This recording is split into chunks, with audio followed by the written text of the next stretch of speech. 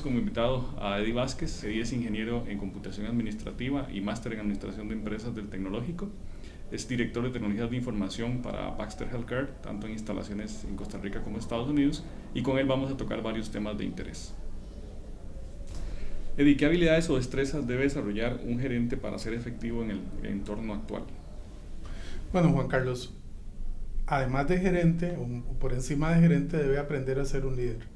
Debe desarrollar la capacidad de ser una persona que mueve a otros en la dirección del objetivo que está trazando la empresa. Para eso tiene que desarrollar la capacidad de formular una visión, claramente transmitirla a otros, atraerlos y atraer todas sus fortalezas en procura del logro del fin común. En eso tiene que considerar que van a haber diferencias entre las personas, van a haber fortalezas y debilidades, y va a tener que aprender a hacer una mezcla adecuada. Y repito, logrando un equipo ganador es como un líder y un gerente, en primer lugar, va a ser de utilidad para su organización. Y hablando a nivel de entorno global, ¿qué conocimientos cree usted que son necesarios para desempeñarse con éxito?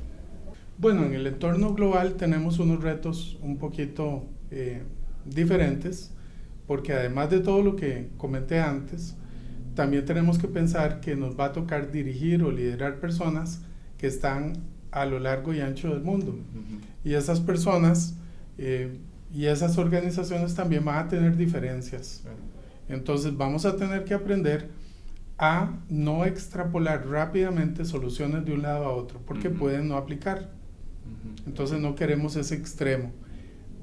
Pero por otro lado, sí queremos aprovechar cosas buenas, las mejores prácticas demostradas de un lugar, para llevarlo a otros. Entonces, en vez de estar inventando el agua tibia en cada confín del mundo, pues lo ideal es que busquemos quién es el mejor y tratemos de analizar por qué es el mejor, y si eso, y es un proceso racional, si eso realmente aplica a los demás y cuáles adaptaciones habría que hacer. Eso en primer lugar. Otro concepto muy importante es que vamos a tener que desarrollar la capacidad de dirigir equipo que es multicultural, multiétnico, multidisciplinario, prácticamente multitodo, se me ocurren un montón de cosas, multihorario. Y entonces eso, aunque parezca simple, es un asunto muy retador. Entonces yo creo que eso es muy importante. Otra cosa también que afecta es el detalle con el que se manejan las cosas. Mientras que en unas nacionalidades se entiende que uno entre en detalles muy finos a la hora de coordinar acciones y sea más directivo, ahí sí uno como líder se vuelve más un director y va a decir haga A, B, C con detalle. En otros lugares hacer eso es una invasión del espacio profesional y uno tiene que manejarse más por resultados. Entonces aquello que aprendimos acá, y pues yo agradezco al TEC y a la maestría que me enseñó eso, el liderazgo situacional, ahí es donde uno se da cuenta que sí era muy importante. Correcto. Tenerlo. Finalmente me refiero al tema de equipos virtuales. Y obviamente, como los equipos modernos están conformados por personas que están en varios lugares, esas personas difícilmente se logran ver constantemente. Claro que la tecnología ayuda, tenemos videoconferencias, tenemos cosas de estas, pero es más retador ganarse la confianza de un equipo que usted no lo tiene a la par que el equipo convencional que está a su alcance. Entonces, liderazgo implica ganarse la confianza de los miembros de ese equipo, y no solo desde el líder hacia los colaboradores, pero entre ellos también. El desarrollar ese grado de confianza, esas relaciones de confianza, es vital, es crucial, y en equipos virtuales es sumamente difícil. En su experiencia, usted ha gestionado estrategias de capital intelectual. ¿Cómo puede un gerente implementar una estrategia de gestión y retención del capital intelectual? Bueno, Juan Carlos, la pregunta es muy interesante, muy amplia, y voy a concretar unas ideas generales de cómo hacerlo. Lo primero es tomar conciencia de la importancia de ese capital intelectual. Esa conciencia es el primer paso y no siempre es evidente. Encontramos varias organizaciones que no lo hacen no lo ven, no se dan cuenta que es tan importante hasta que lo pierden. Sabemos que en el día a día tendemos a dar prioridad a lo urgente por encima de lo importante. Correcto. Y lo importante va quedando para después. Sabemos que es importante, pero bueno, mañana lo hacemos y vamos dejándolo y nunca se hace. Entonces, paso número 1, tomar conciencia. En segundo lugar es entender el negocio en el que estamos o el giro de actividad en la cual estamos, y entonces vamos a descubrir, vamos a materializar cuáles son las áreas críticas de ese negocio, digámoslo así. Entonces, una vez que entendemos cuáles son las áreas críticas, podemos descubrir cuál es el conocimiento que está asociado a ellas. Y nos va a interesar muchísimo el conocimiento, especialmente el no estructurado. Ese conocimiento generalmente existe de manera intangible, inmaterial, no hay procedimientos escritos, no existen regulaciones, no hay un sistema automatizado que soporte ese conocimiento, y casi lo podríamos llamar el know-how, lo que se conoce como la experticia que desarrolla una persona en su posición y que no le ha dicho a nadie. Entonces, ese conocimiento vamos a trasladarlo a un mapa sencillo, es enumerar cuáles son las áreas críticas versus los elementos de conocimiento. El tercer punto sería entonces salvar ese conocimiento. ¿Cómo lo vamos a atesorar?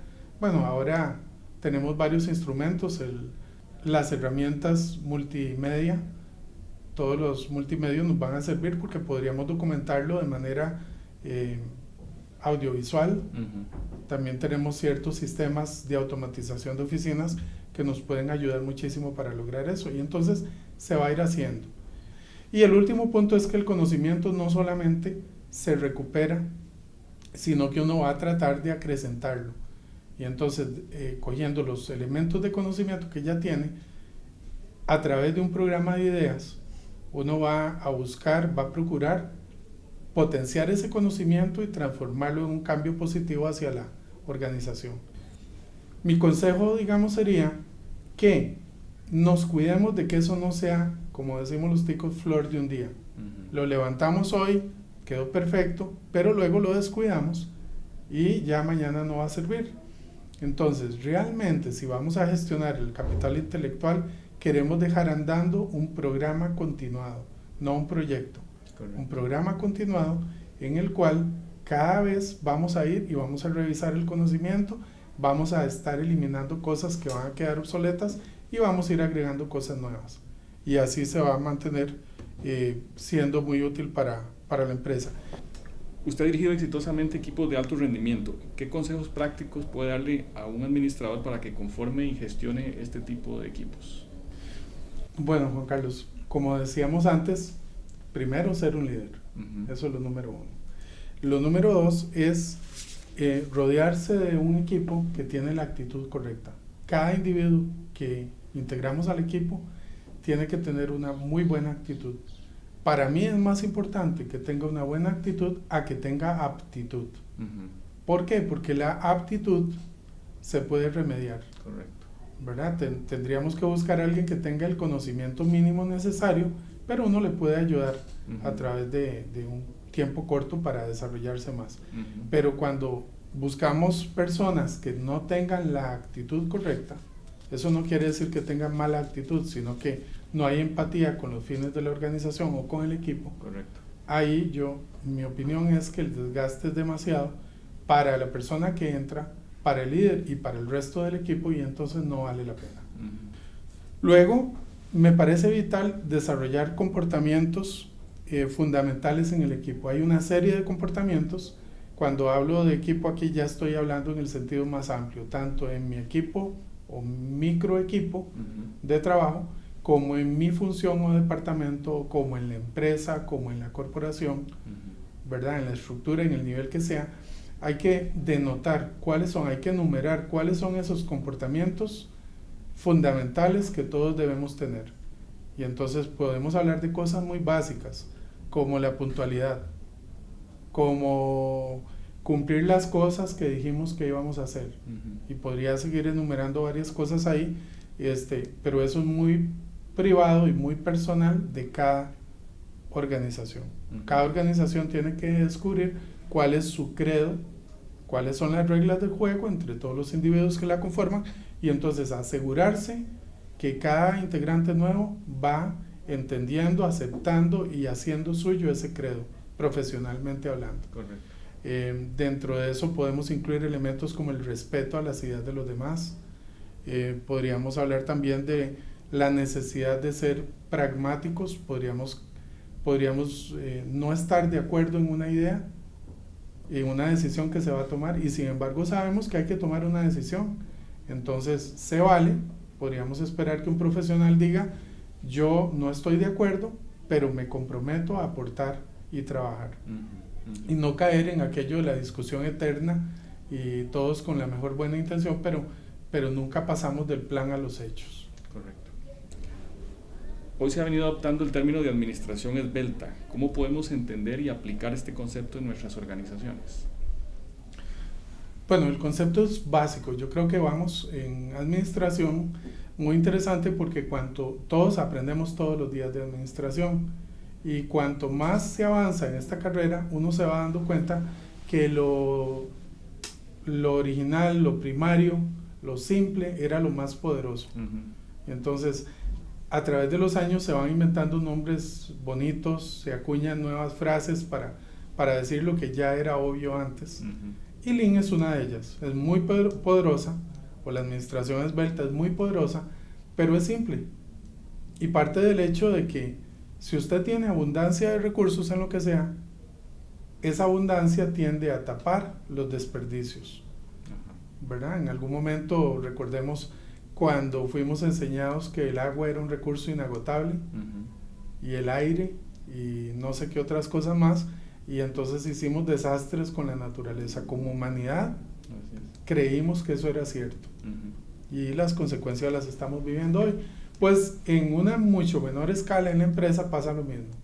En la empresa, si los recursos no están cuidados, si los recursos están demasiado abundantes, vamos a tapar todos esos pequeños desperdicios que se están dando constantemente a lo largo y ancho de la organización.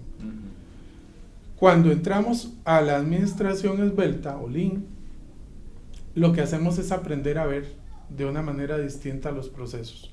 Vamos a aprender a descubrir, como si nos dieran unos anteojos especiales láser, y entonces vamos a lograr ver en todos los procesos, en todas las personas, en todo el accionar de la empresa, dónde están esas oportunidades, dónde están esos fallos que están dejando escapar centavos, o más que centavos, pero que a fin de cuentas para la empresa es muy oneroso. Un punto importante es que conforme avanzamos en la economía, en economizar recursos o restringir recursos, o más que restringir, racionalizar, vamos a hacer dos cosas más en paralelo, que son muy buenas. La número uno es que vamos a ayudarle al ambiente. Todo lo que hagamos por ahorrar los recursos de una organización, indirecta o directamente, se transforma en un alivio para el ambiente. Entonces eso es súper importante. Y el otro punto es que todo aquello que hagamos por simplificar las operaciones producen en el profesional un desgaste menor en la manera en que trabaja. Entonces vamos a tener colaboradores más felices.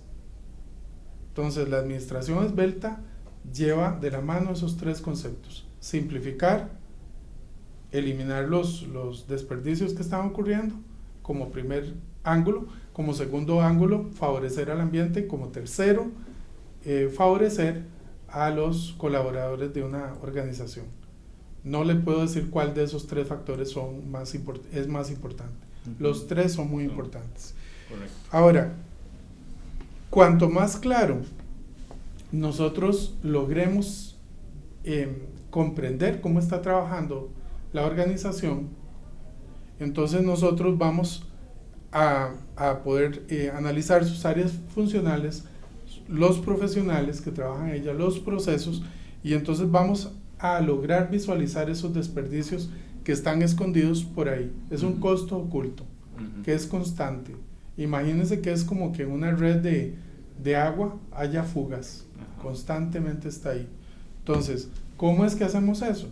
Y ahí entonces vamos al segundo principio esbelto, es haga un mapa, puede ser un mapa conceptual o hay varios instrumentos que tal vez ahorita yo no voy a enumerar, pero hay varios instrumentos que permiten sacar como una especie de radiografía de la organización. Y ahí es donde comienza la cosa a ponerse interesante, porque entonces uno comienza a ver realmente en qué se está yendo el tiempo, en qué se está yendo el dinero, en qué estamos impactando el ambiente. Y una vez que tengo ese mapa claro, como organización puedo escoger cuáles son las áreas más críticas para trabajar, para curar los desperdicios. Entonces nos vamos a enfocar en ellas. Y básicamente lo que tratamos en la filosofía y sistema de administración esbelto es no trabajar en todo a la vez, porque si no, otra vez, nunca lo vamos a hacer. Vamos a escoger cuáles son los puntos más importantes y nos enfocamos en ellos. ¿Cómo cree usted que se puede implementar la filosofía del mejoramiento continuo en una empresa pequeña o mediana? Bueno, Juan Carlos, primero es perfectamente aplicable. Yo creo que tiene que comenzar. El paso 1 es que la empresa o la organización, por cierto, no solamente empresas en el sentido de tener fines de lucro, pero en realidad cualquier organización, primero debe formular cuál es su razón de ser. Tiene que ponerla en blanco y negro y definir cuáles son los objetivos primordiales que persigue. Ese es el paso 1. El paso 2 es asociar a esos objetivos algunos indicadores de éxito. Entonces vamos a tratar de cuantificar o calificar de alguna manera el éxito que queremos lograr. Además de visualizarlo, vamos a cuantificarlo. Una vez tengamos eso definido, podríamos derivar algunos subindicadores o variables, digamos, conducentes, podríamos llamarlo de esa forma. El término que se usa en inglés es driving indicators. Y teniendo eso por un lado, por otro vamos a aprender los principales conceptos de la administración Lean y vamos a ponerlo en práctica, midiendo cuál es el efecto sobre esos indicadores en el día a día. Primero vamos a acostumbrarnos a medirnos y medir a otros, y eso lo vamos a hacer tanto en periodos anuales como luego semestrales, trimestrales, mensuales, y vamos desarrollando conocimiento y experiencia sobre cómo hacerlo. Después vamos a ir bajando el ámbito de control a semanas, a días, y dependiendo de la operación, inclusive a horas. Esos serían los pasos que yo recomiendo. Muchas gracias, Eddie, por compartir su conocimiento y experiencia con nosotros. Con muchísimo gusto, Juan Carlos, encantado. Y muchas gracias a ustedes por acompañarnos. Nos vemos en una próxima entrevista.